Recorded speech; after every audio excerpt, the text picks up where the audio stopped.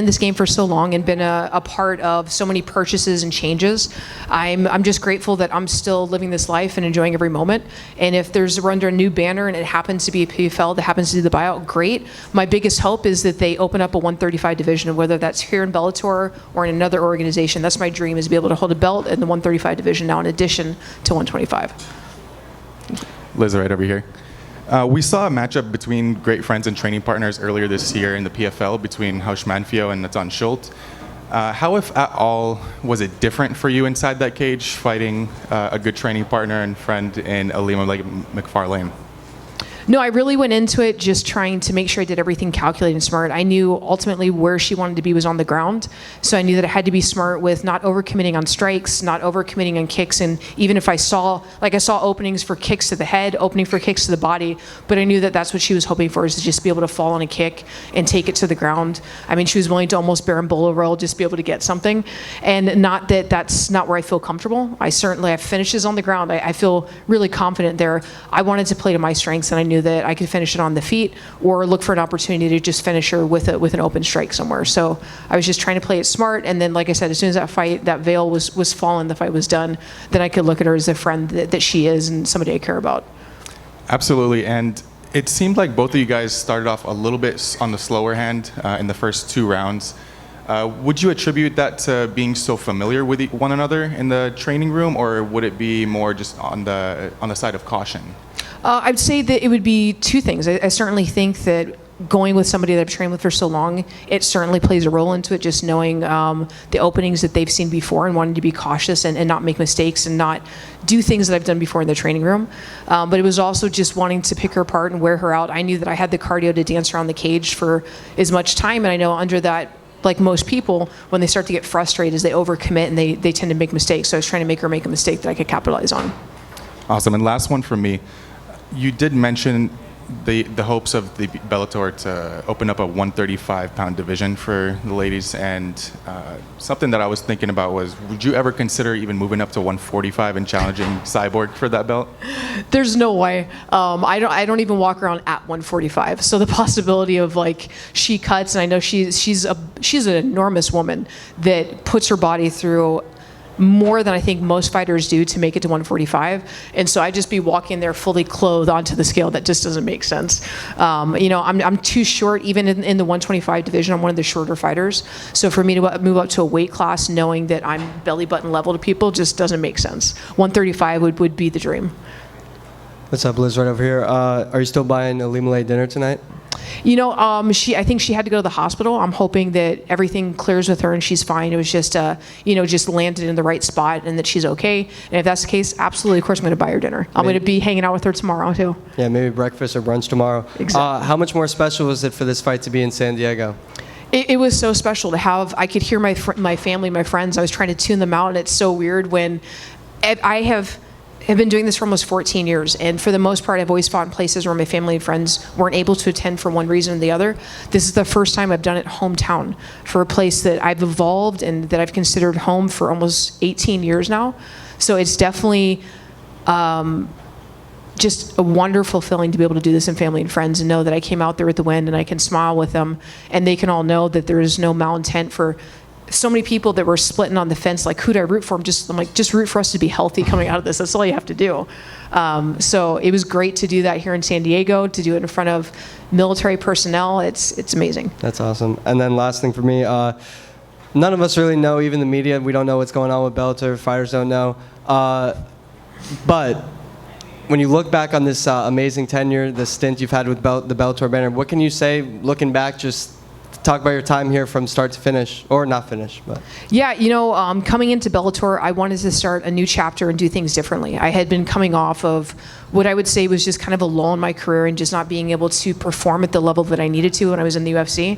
And when I left and I came to Bellator, I'm like, I'm not going to be that person anymore. Going to decisions, not having finishes, not performing to the level that I know I can just isn't an option anymore. The fans don't want to see it. I don't want to be that person. Playing safe just doesn't make sense. So I've come into Bellator proud of everything that I've done, finishing now 6 of my 7 fights. And I want to keep doing that, whether that's with PFL, Bellator, or whatever other organization is willing to step up and to be able to take care of all these fighters and take us under their arm. Liz, right here. Congratulations. You know what? I think one thing's glazed over is that this is your protege. This is someone you saw walk in the gym, you know, phone calls and all that, and bring her in, and she's in there with you for a title fight. I mean, can you even talk about the progress she's made from day one to the woman you're in the cage with tonight? Yeah, first of all, the progress that she made wasn't just over her professional career. The progress she made was in such a short time of being in that gym. I got to see her start off as having to learn what her fighting stance was because she had wrestled, but it's not the same as your fighting stance. And then how quickly she adapted and committed herself to the idea that this is going to be a professional full-time career, and how she changed her whole lifestyle to do that. And then watching as she built up the 125 division. Bellator's 125 division for women was non-existent before Ilima.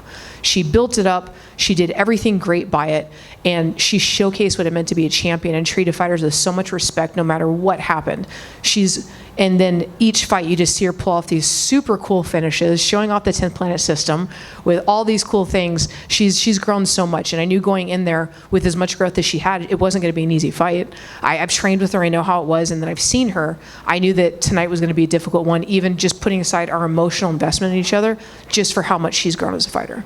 Now, she's obviously talked a bit about, you know, being at the end of the career, maybe not, and everything else, and then now, obviously, you know, her health and checking in on her knee. Would you like to see her go out there one more time, maybe one more card in Hawaii, or what are your thoughts, if any, that you'd like to share about her future? Yeah, I would hate for this to be how she goes out. For one, like I'd said in all my interviews leading up to this fight, I would just want to choke her and have her go to sleep and not be injured. The last thing I want to do is blow out her knee or whatever happens to be going on with her leg. That's the last thing I want. I want her to be able to come back and be able to take on another fight and go out under her terms. And again, show off a great finish that everybody can enjoy. And then finally, to talk about you, I mean, you know, so many years in the game, obviously Pioneer, Strikeforce, UFC, now here in Bellator, and you're still going. And now you just outpaced your protege, and now you're talking about, hey, 2-division champion, I'm not done. I mean, what's the secret to your longevity just this many years in when obviously the grind can catch up to people? Yeah, it's, for one, the love of the sport. You know, I think people will say that they love it, but they don't love growth. You know, like the fight for me is the accumulation of everything that I've done leading up to it. I love being in the gym every day. It's what I look forward to. It's my sanity, it's my happy place, and it's learning new things, seeing somebody new come in that shows me something. Somebody that's been there for 30 years doing it, showing me something. There's always an opportunity, and I love that about this sport. There's always new things that I can learn. That's something that keeps me having a fire lit within me. And then I've honestly been doing stem cell. I go down to the CPI Stem Cell Institute at Chipsa Hospital, and I feel like that has helped my body so much in being able to recover and do things right and be able to stay here stronger than ever. Liz over here. Congratulations on the victory. Thank you. Ilima-Lei had a little bit of a rough week this week with the weight miss. She said that the first person she contacted was you. What advice did you give to her as a good friend?